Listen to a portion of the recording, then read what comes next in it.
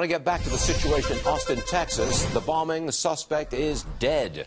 Congressman Louie Gohmert, Republican from Texas, is with us this morning. Got to be a big sigh of relief for your constituents this morning. Well, yeah, all Texans are just, so relieved that the bomber has apparently been killed, but even more relieved than the people in Texas over the bomber being killed are the organizers of the gun confiscation march on Saturday, because nothing ruins a good march to confiscate guns like the whole country talking about a bomb.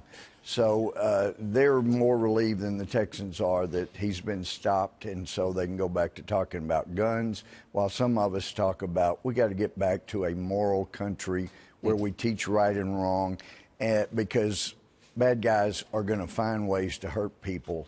And we've just got to get back to having a moral right and a moral wrong. And like John Adams said, our Constitution was intended for a moral and religious people. It's not. It's wholly inadequate for governing any other. And so we got to get back to that. Yeah, on that subject of knowing right from wrong and teaching right from wrong, now the president, he is doubling down on sanctuary cities. Roll that tape, please.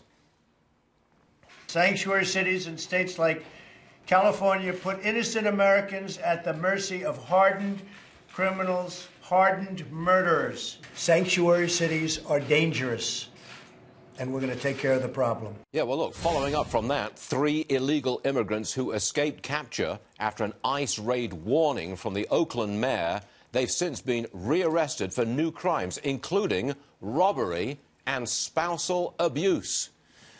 Louis, if you want to vent, go for your life.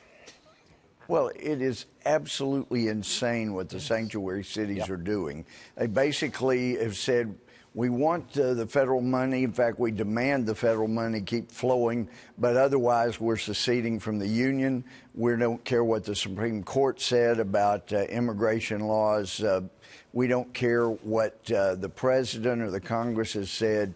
We're doing our own thing. And actually, my days as a prosecutor and a judge, felony judge, we call this being an accomplice, but under laws of California, Texas, and federal laws, if you even encourage somebody in their crimes, then you are just as guilty as the person that did the crimes. And so I keep looking for ways that people can be held accountable, because they are assisting in the crimes when they keep, whether you're an assaulter, a robber, a murderer, when you keep them out there where they can keep doing damage, you're using the color of local and state law in order to inflict damage on people. I just want to get this in. Obviously, there's a new spending bill being prepared. I think it's been discussed as we speak. Yeah, and people should find out what's in it after we pass it. Yeah. And I'm saying that very sarcastically for the people seriously, on the Louis, left. what will you do?